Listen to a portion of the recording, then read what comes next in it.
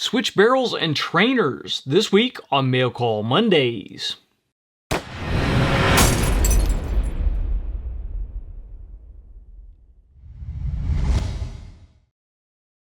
Mail Call Mondays is brought to you by Modular Driven Technologies. If you need a chassis system for your precision rifle, check out mdttac.com. I'm John McQuay with 8541 Tactical, and this is Mail Call Mondays, the show that answers your questions about precision rifles, optics, and equipment. Welcome to another Mail Call Mondays, and this Monday our question comes from Patreon, and it comes from Joe, and Joe asks, building a trainer.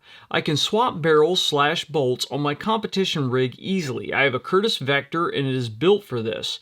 I'm considering having a trainer barrel spun up for this gun and save the 6mm barrel just for matches. I'm considering 223 and 308 because of the extended barrel life, but they both have some pros and cons. 223 is very inexpensive and I could get a ton of extra trigger time, but it has no recoil. I shoot 6-dasher for competition, so that is not a huge issue. 308 ammo costs a bit more but can reach further and will help me work on recoil control more, or I could just shoot the dasher all the time. Train like you compete. What's your opinion? Well, Joe, there are a couple of different aspects to look at when you're looking at this, and you hit on most of them. The biggest deal is the 6-dasher is going to be very harsh on your barrel life.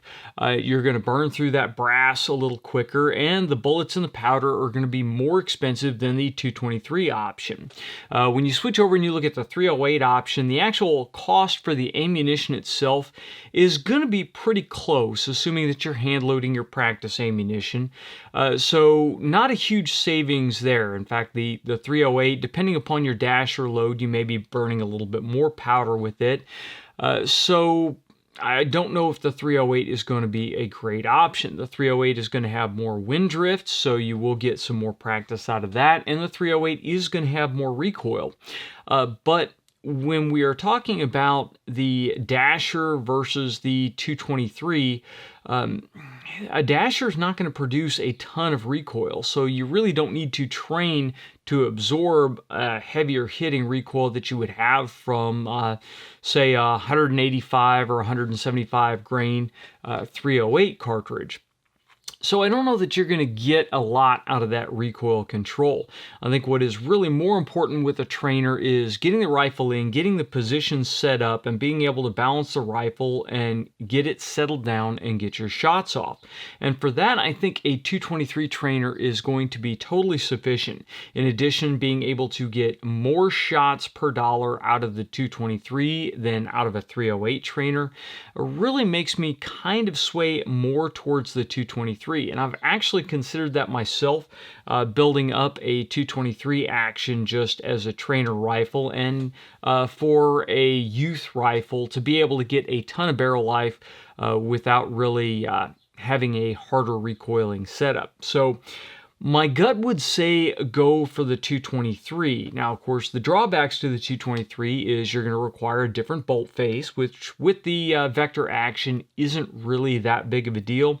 But you're also going to require different magazines, and you're going to need to keep those separate. And then if you decide that you're going to hand load 223 ammunition, now that's an added time consideration. It's different dies, likely a different powder type. It is definitely different brass, different projectiles that you're going to have to keep on hand. Assuming your dasher brass is small rifle primer, at least the primers will be similar between the two. So those are kind of some of the drawbacks to look at. But again, the benefit is you will get a lot of barrel life out of that.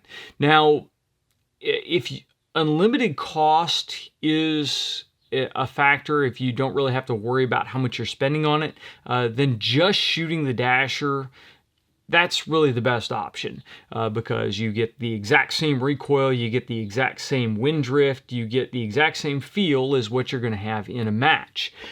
But you are going to sacrifice that barrel really quickly if you're going out training every week with the dasher.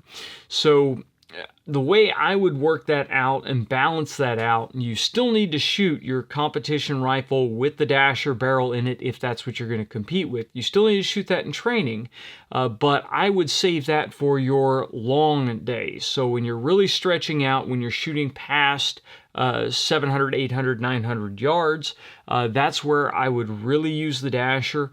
When you're closer in, 500 and in, that's where that 223 barrel will save you some trouble with the dasher. So you can do some reduced target drills where you're setting up on barricades, you're moving, you're shooting quick, you're running that bolt fast, getting those split times down. That's where I would use the 223, and that's where you're really going to save the barrel life on the dasher, because running a tight time limit and burning cartridges through that thing as quick as you can run the bolt is really going to be hard on the barrel, on the dasher barrel, whereas on the 223 barrel, it's really not that big of a deal.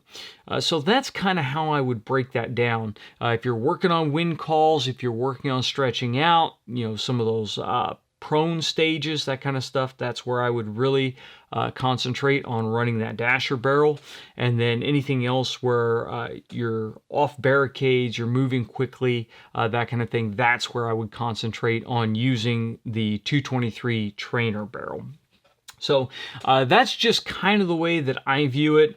And I went a little bit more middle of the road. Mostly I'm standardizing on 6.5 Creedmoor rifles because I don't sacrifice a ton at my current skill level for longer range shooting. But I can get a lot more training value and only have to keep one type of ammunition on hand and not burn out my barrel that quick. So that's why I still like the 6.5 Creedmoor and why I haven't switched up to a 6 Creed or a 6 Dasher.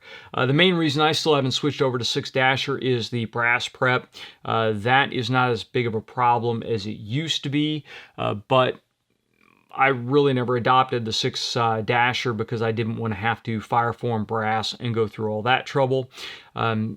With 6.5 Creedmoor, obviously you can get factory ammo, factory brass, all this stuff. So that just saves it on that time. So that's why I'm not running 6 Dasher, not because there's any issues with that. I still do have a 243 rifle in the house that is set up with a fast twist barrel to be able to shoot the heavier 6mm bullets, but honestly it hasn't gotten a lot of use here lately because of the other options that I have in the house.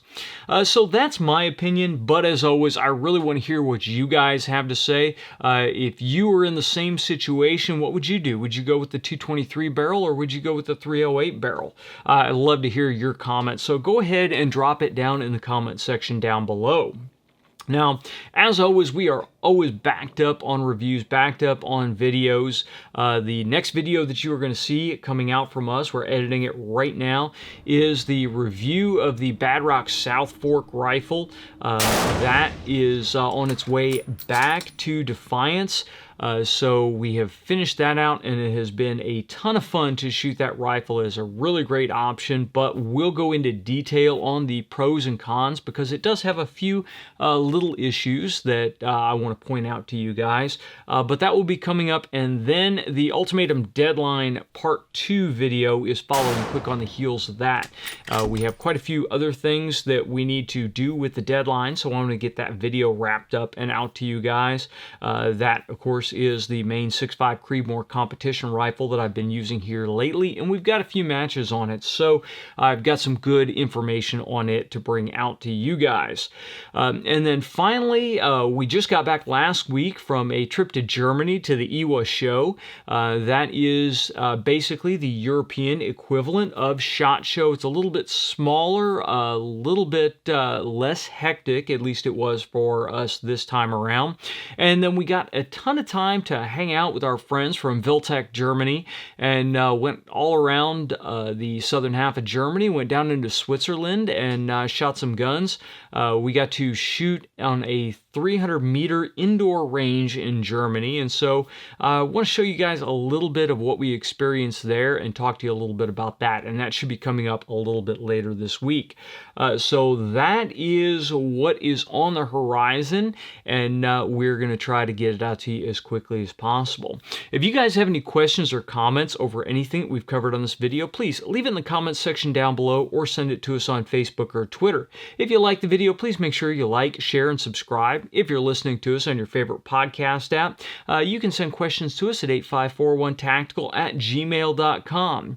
We release new content every week, so make sure you hit that subscribe button and click the little bell next to it so you get notified when new videos are up.